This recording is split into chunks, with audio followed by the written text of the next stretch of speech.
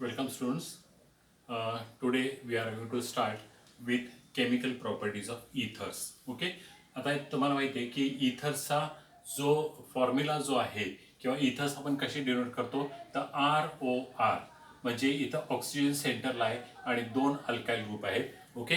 आता हे दोन अल्काइल ग्रुप सेम असतील किंवा दोन अल्काइल ग्रुप डिफरंट असतील त्यांना आपण इथर्स असं म्हणतो. आणि ज्या वेळेला हा टॉपिक आपण स्टडी केला अल्कोहोल्स, फेनॉल्स आणि इथर्स, त्यावेळेला आपण अल्कोहोल्सच्या केमिकल प्रॉपर्टीज बघितल्या आणि अल्कोहोल्सच्या केमिकल प्रॉपर्टीज बघत असताना आपण काय केलं तर हा जो RO आणि H जो आहे, ओके, आता यामध्ये आपण काय केलं तर पहिल्यांदा O आणि H बॉन्ड फिशन जे आहे किंवा ब्रेकिंग जे ते ब्रेकिंग बघितलं आणि हे O आणि H बॉन्ड ब्रेकिंगमुळे कोणत्या केमिकल प्रॉपर्टीज होतात ते आपण बघितलं. नंतर आपण काय केलं तर आर आणि ओ मधला बॉन्ड जो आहे तो बॉन्ड ब्रेक केला आणि मग OH जो आहे तो OH आपण बाहेर काढला आणि त्याप्रमाणे कोणत्या केमिकल प्रॉपर्टीज आहेत त्या आपण स्टडी केल्या. ओके. तसंच ज्या वेळेला आपण फेनॉल्स बघितले, फेनॉल्स आपल्याला माहिती आहे की AR आणि OH असं आहे. फेनॉलमध्ये देखील आपण काय केलं तर पहिल्यांदा OH बॉन्ड फिशन जे ते फिशन आपण बघितलं, H बाजूला काढून त्या ठिकाणी नवीन ग्रुप जो आहे तो इंट्रोड्यूस झाल्यानंतर त्या केमिकल प्रॉपर्टीज बघितल्या आणि नंतर काय केलं तर AR आणि O मधला बॉन्ड जो आहे तो बॉन्ड ब्रेक झाल्यानंतर OH बाजूला जातो आणि दुसरा ग्रुप जो आहे तो इंट्रोड्यूस होतो. त्या पद्धतीने काही केमिकल प्रॉपर्टीज आहेत त्या प्रॉपर्टीज आपण बघितलेल्या होत्या. आता आपण तेच करणार आहे इथरच्या बाबतीमध्ये देखील. आपण काय करणार आहे तर ह्याच्यामध्ये आपण आर आणि ओ, ठीक आहे, यांच्यातला बॉन्ड जो आहे तो बॉन्ड ब्रेक करणं. ओके. आणि हा बॉन्ड ब्रेक करून ज्या काही केमिकल प्रॉपर्टीज आहेत ते केमिकल प्रॉपर्टीज आपण स्टडी करणार आहे. ओके. आता इथं ओ आणि एच नाहीये त्याच्यामुळे ओ आणि एच मधला बॉन्ड ब्रेक होणं शक्य नाहीये. ओके. म्हणजे तुम्ही असं करू शकता एकतर हा ओ आणि आर हा बॉन्ड ब्रेक करणं किंवा हा ओ आणि आर हा बॉन्ड ब्रेक करणं. ओके. या दोन्हीपैकी आपण काहीतरी हे करू शकतो. So you can break either the bond between this O and R. मी पाय तर असं करतो R1 आणि OR2. ओके, असं मी म्हणतो.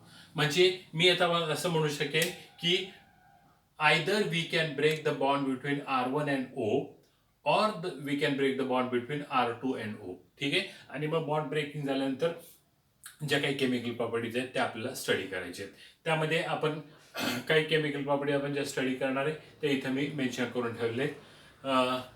The chemical properties due to cleavage of CO bond. Okay. CO bond म्हणजेच काय तर हा कार्बन आहे आणि हा ऑक्सिजन, C आणि O मधला बॉन्ड, किंवा हा कार्बन आहे आणि हा ऑक्सिजन, म्हणजे यांच्यातला हा बॉन्ड किंवा हा बॉन्ड ब्रेक होण्यामुळे काही ज्या केमिकल प्रॉपर्टीज असतील त्या केमिकल प्रॉपर्टीज आपल्याला स्टडी करायचे. त्यामध्ये पहिली केमिकल प्रॉपर्टी जी आहे that is action of dilute sulphuric acid. Okay. मग आता आपण पहिली केमिकल प्रॉपर्टी बघू that is action of dilute sulphuric acid. मी फर्स्ट केमिकल प्रॉपर्टी म्हणतो. Okay. Action of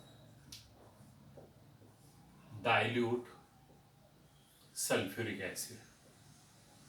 okay. Now when I say dilute sulphuric acid याचा अर्थ ह्याच्यामध्ये पाणी असणार आहे, म्हणजे रिॲक्शन जी आहे ती पाण्याबरोबर होणार आहे. आणि म्हणून मी असं म्हणेन की action of dilute sulphuric acid in presence of water is nothing but acid hydrolysis. So this reaction is also called as acid hydrolysis. So we are going to see what happens when the acid hydrolysis of ethers take place. Okay. इथरचं acid hydrolysis झाल्यानंतर काय होतं हे आपल्याला बघायचंय. आता त्यासाठी आपण एक्झाम्पल जे आहे ते एक्झाम्पल्स आपण घेऊ. पहिल्यांदा एक जनरल रिएक्शन जे ती जनरल रिएक्शन घेऊ आणि नंतर मग स्पेसिफिक रिएक्शन बघू. आता समजा मी इथर घेतलं दॅट इज RONR. ठीक आहे. मी इथर घेतलं आणि इथरचं मी जर समजा हायड्रॉलिसिस केलं, म्हणजेच त्याच्यामध्ये मी जर समजा पाणी टाकलं, ओके, डायल्यूट सल्फ्युरिक ऍसिड त्यासाठी मी H+ म्हणतो. ओके. म्हणजे ऍसिडिक मीडियम घेतलेलं आहे मी आणि हे जे आहे हे आपण वॉर्म करू किंवा गरम करू. So when ethers react with water that is acidified water. Okay. म्हणजेच डायल्यूट सल्फ्युरिक ऍसिडवर जेव्हा इथर आपण रिॲक्ट करू त्यावेळेला काय होतं तर इथं आर आणि ओ मधला बॉन्ड जो आहे तो बॉन्ड ब्रेक होतो. इथं H जातो आणि इथं OH जातो. Okay. So you gate ROH आणि ROH. So you gate 2 times ROH. म्हणजे you get alcohols as the product. Okay, आपलं काय मिळतं तर अल्कोहोल्स. आता इथं मी काय केलं तर दोन्ही अल्काइल ग्रुप सेम घेतलेले, त्यामुळे मी 2 टाइम्स ROH म्हटलं. समजा मी असं केलं असतं, दोन वेगळे वेगळे घेतले असते, म्हणजे R1 आणि R2 असं जर केलं असतं तर मी प्रॉडक्टमध्ये काय लिहिलं असतं तर R1OH प्लस R2OH, म्हणजे मला दोन अल्कोहोल्स वेगळे वेगळे मिळाले असते. ओके, म्हणजे मला दोन अल्कोहोल्स आहेत, हे दोन अल्कोहोल्स मिळतील. किंवा जर सिंपल इथर असेल तर दोन्ही अल्कोहोल्स सेम असतील. ओके, आता आपण एक्झाम्पल घेऊन बघूया. तर समजा मी हे एक्झाम्पल घेतलं, CH3 then CH2O CH2CH3, that is diethyl इथर. ओके, म्हणजे मी आता सिंपल इथर घेतले. ऑक्सिजनच्या लेफ्ट साईडला CH3CH2 म्हणजे इथाइल ग्रुप आहे, राईट साईडला पण CH2CH3 म्हणजे इथाइल ग्रुप आहे. दोन इथाइल ग्रुप आणि मध्ये ऑक्सिजन आहे. सो दिस इज डायइथाइल इथर. आणि ह्या डायइथाइल इथरचं मी ज्या वेळेला ऍसिड हायड्रॉलिसिस करेन, म्हणजे मी त्याच्यामध्ये ज्या वेळेला वॉटर टाकेन, that is dilute sulphuric acid, म्हणजेच काय तर H+. ओके, आणि हे मी ज्यावेळेला हीट करेन त्यावेळेला काय होणार आहे, पुन्हा हा H जो आहे तो H इथं येईल, CH3CH2OH होईल, आणि हा OH जो आहे तो इथं येईल, म्हणजे CH3CH2OH. So you will get 2 times CH3CH2OH. So you get ethyl alcohol as the product.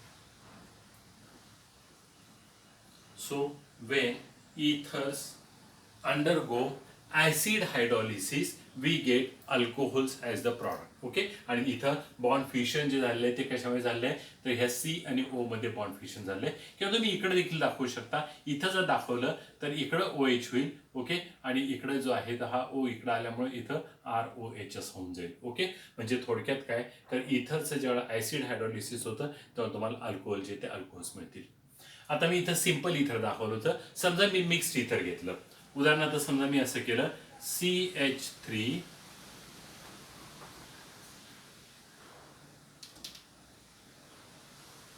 O CH2 CH3. Okay, म्हणजेच मी काय केलंय तर इथाइल मिथाइल इथर घेतलेलं आहे, विच इज अ मिक्स्ड इथर. इथाइल मिथाइल इथर विच इज अ मिक्स्ड इथर. आणि आता यामध्ये जर समजा मी ऍसिड डायल्यूट ऍसिड टाकलं, म्हणजेच काय केलंय मी तर ऍसिडी मीडियम मध्ये मी आता याचं हायड्रॉलिसिस करतोय. ओके, ऍसिड हायड्रॉलिसिस करतोय. आता काय होईल बघा, तर हा CH3 जो आहे त्याचं कन्व्हर्जन CH3OH मध्ये होईल, आणि हा इथाइल ग्रुप जो आहे CH3CH2 तर त्याचे कन्व्हर्जन अल्कोहोल मध्ये होईल. म्हणजे I will get CH3OH plus CH3CH2OH. So you get methyl alcohol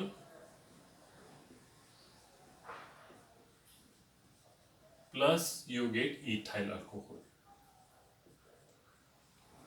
So you can say when acid hydrolysis of ethers is carried out, we get alcohols as the product. Okay, alcohols चे product आहेत हे आपल्याला मिळतात. आता समजा मी ह्या दोन examples मध्ये मी काय केलेलं आहे तर इथं घेत असताना मी अल्काइल इथर्स घेतलेले. ओके, अल्काइल इथर्स म्हणजे मिथाइल इथर्स किंवा इथाइल इथर्स. ओके, मग आता समजा मी डाय मिथाइल इथर जर घेतलं असतं, म्हणजे थोडक्यात काय तर इथं मी CH3O आणि CH3 हे जर मी समजा घेतलं असतं, म्हणजे डाय मिथाइल इथर. ओके, डाय मिथाइल इथर घेतलं असतं तर मला प्रॉडक्ट मिळाला असता 2 टाइम्स CH3OH, म्हणजे मिथाइल अल्कोहोल. ओके, सो आपल्याला काय मिळालं असतं तर मिथाइल अल्कोहोल. आता मी काय करणार आहे तर अल्काइल आणि अरोमॅटिक दोन्ही पार्ट्स घेणार आहे इथरमध्ये. म्हणजे इथरमध्ये एक R ग्रुप जो आहे तो मी अल्काइल ग्रुप घेणार आहे, आणि दुसरा R जो आहे तो मी बेन्झिनने घेणार आहे. म्हणजे समजा मी असं केलं,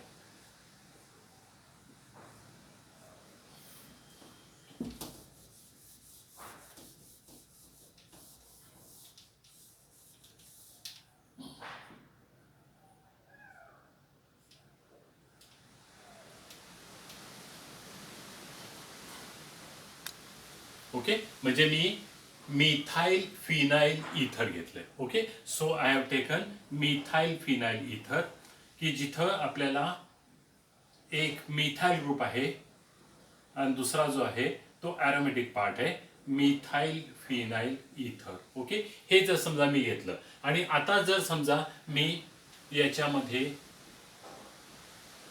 पाणी टाकलं, म्हणजे थोडक्यात काय, तर मी ॲसिड जे आहे, ॲसिडच्या प्रेझेन्समध्ये मी याचं हायड्रॉलिसिस केलं H+ आणि हे मी जर समजा गरम केलं. ओके, आता काय होईल बघा, तर CH3O आणि हा H म्हणजे CH3OH आणि ही बेन्झिन आणि त्याला OH, म्हणजे I will get the aromatic part which has OH group, म्हणजे मला काय मिळालं तर फेनॉल मिळालं. ओके, आणि ॲलिफॅटिक पार्ट म्हणजे CH3 आहे, त्याला आपण OH जोडला म्हणजे अल्कोहोल मला मिळालं, and which is methyl alcohol. Okay, so you get phenol plus methyl alcohol. So this is about the action of dilute sulfuric acid, or you may say acid hydrolysis of these ethers. Okay, म्हणजे इथरचं जेव्हा तुम्ही acid hydrolysis करता तेव्हा तुम्हाला alcohols मिळतात, किंवा जर aromatic part असेल तर तुम्हाला फेनॉल देखील जे आहेत हे फेनॉल मिळतात. Okay, so this is about the cleavage of bond between C and O. ठीक आहे, इथं C आहे, मग C आणि O मधला बॉन्ड ब्रेक होणं ही एक पॉसिबिलिटी, किंवा the cleavage of bond between C and O म्हणजे इथला बॉन्ड. ओके, आणि मग तुम्हाला अल्कोहोल जे आहेत हे अल्कोहोल्स तुम्हाला हे प्रॉडक्ट्स मिळतील. ओके, आता आपण दुसरी रिॲक्शन बघू, action of PCl5 phosphorus pentachloride. Okay, पुढची ॲक्शन जी आहे ते action of PCl5 phosphorus pentachloride. आता फॉस्फरस पेंटाक्लोराइड बरोबर काय ॲक्शन होते हे इथरशी ते आपण बघणार आहे. ओके, त्यासाठी आता मी पुन्हा एकदा काय करतो, तर एक जनरल इथर घेतो, दॅट इज RO आणि R. Okay, so if I take ether and when this ether is treated with PCl5.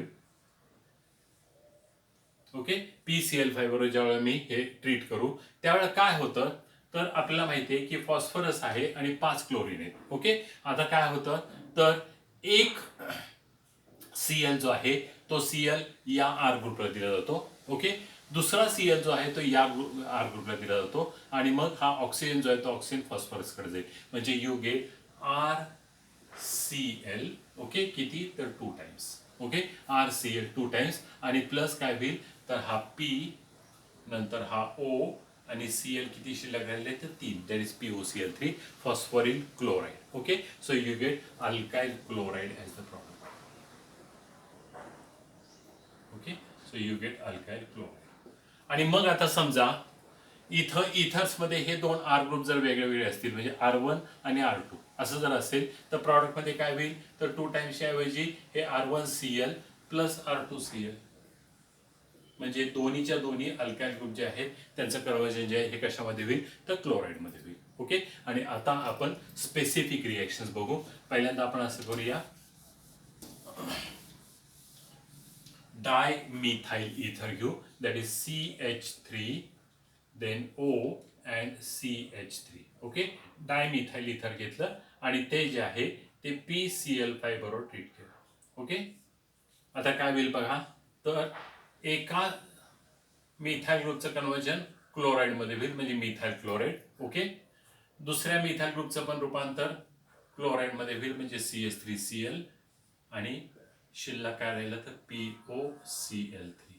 Okay, so you gate methyl chloride as the product.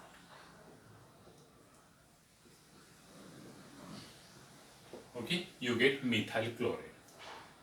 समजा मी डाय इथाइल इथर घेतलं, म्हणजे CH3 CH2O CH2 and CH3, and if I treat it with PCl5, हे PCl5 बरोबर treat केला. Okay, आता काय होईल तर हा इथाइल ग्रुपचं रूपांतर इथाइल क्लोराइडमध्ये होईल, या इथाइल ग्रुपचं रूपांतर पण इथाइल क्लोराइडमध्ये होईल. ओके, आणि ऑक्सिजन इकडे जाईल म्हणजे you will get CH3 then CH2Cl plus CH3 CH2Cl plus POCl3. So you get ethyl chloride as the product. So both the alkyl groups are converted into its chloride. So you get ethyl chloride as the product. Okay. आता समजा मी mixed इथर घेतले, म्हणजे एक methyl आणि एक ethyl.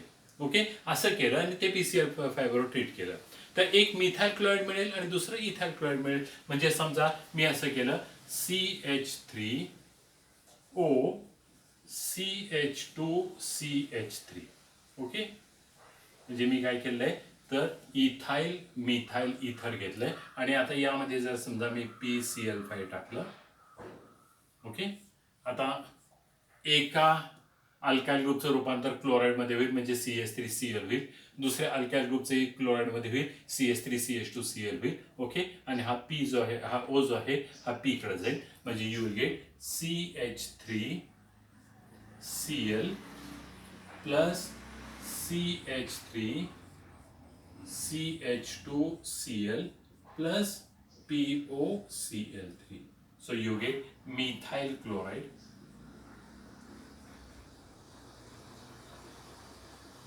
plus ethyl chloride